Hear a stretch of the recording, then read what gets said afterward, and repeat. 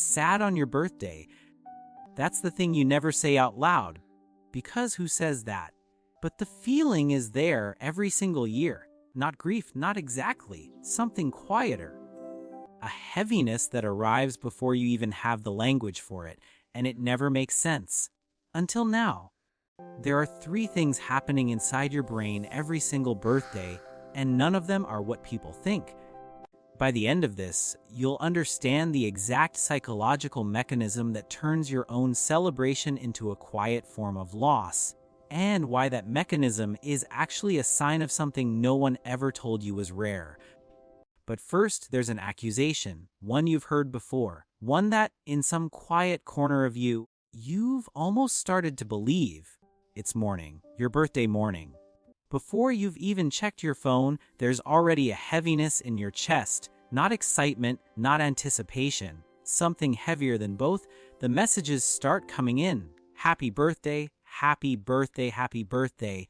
And you go through the motions, thank you, thank you, thank you, performing it, because that's what today requires. By evening, someone notices. Maybe it's the way you've gone quiet at the table. Maybe it's the particular look on your face, present in body, somewhere else entirely, and they say it. Why are you like this? Can you just enjoy something for once? You're so dramatic. And the worst part isn't the accusation. It's the small, quiet corner of you that starts to wonder, what if they're right? What if you really are too sensitive? Too emotional? What if you genuinely cannot receive your own birthday without making it something it shouldn't be? But that's not what's happening at all, because what's actually happening has nothing to do with being dramatic and everything to do with something no one ever told you.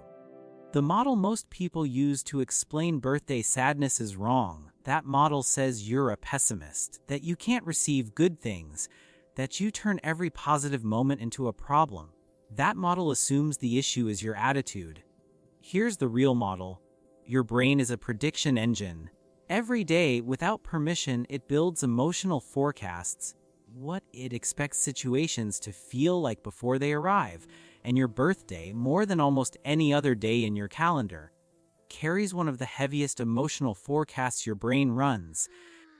Since childhood, this day has been loaded with meaning, with expectation, with the quiet promise that you'll feel special, seen, like the day was made for you. Your brain built a very specific emotional blueprint for it. And when the actual day arrives, when the messages feel hollow, when the celebration feels performed rather than felt, when the people around you are physically present but somehow just slightly out of reach, your brain doesn't just notice the difference, it registers it as loss. That's not pessimism, that's precision. I'm going to show you exactly what your brain is doing instead, and it's going to change the way you see yourself.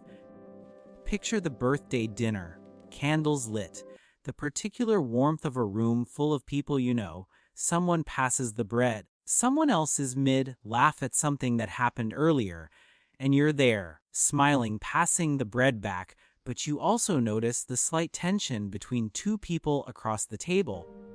The way someone checked their phone under the tablecloth during the toast. The birthday wish that felt genuine versus the one that felt rehearsed. You notice the texture of everyone's attention, who is fully present, who is performing presence, who is somewhere else. Nobody else at that table caught any of that.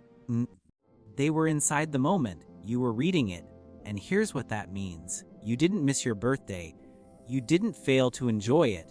You experienced more of it than anyone in that room, including the parts most people never even register exist.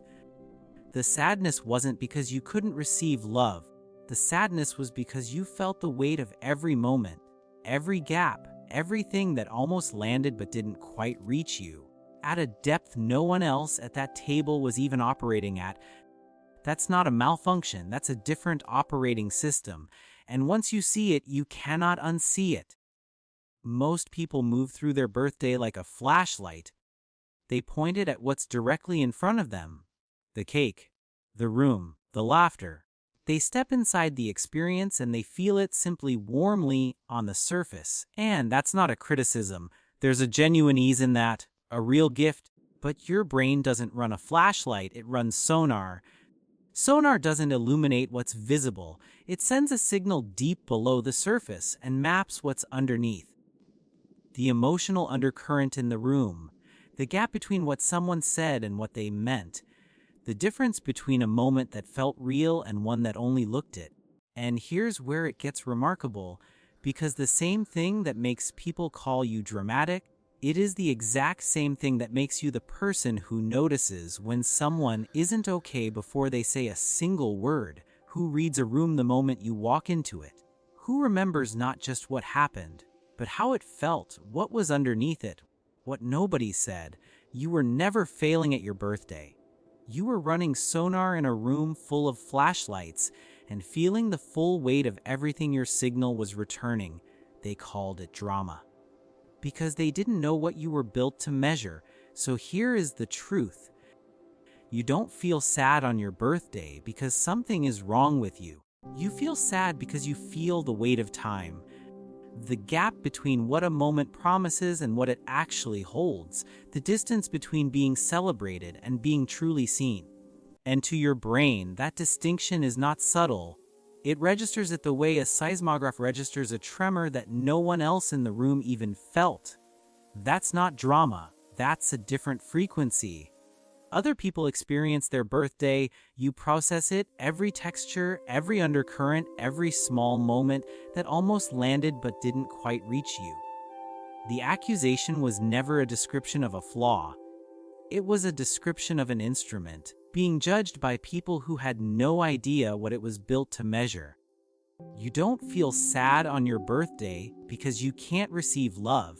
You feel sad because you feel everything, including the parts that most people never even notice are there. That's not a wound. That's precision. This channel is for people who have spent most of their lives feeling things at a depth that no one around them ever quite matched. People who process more, who notice more, who feel everything, and were told quietly or not so quietly that this was a problem to be fixed. This is where things finally start making sense. If this felt like someone was reading your mind, there's more where that came from. Subscribe, not for the content, for the clarity.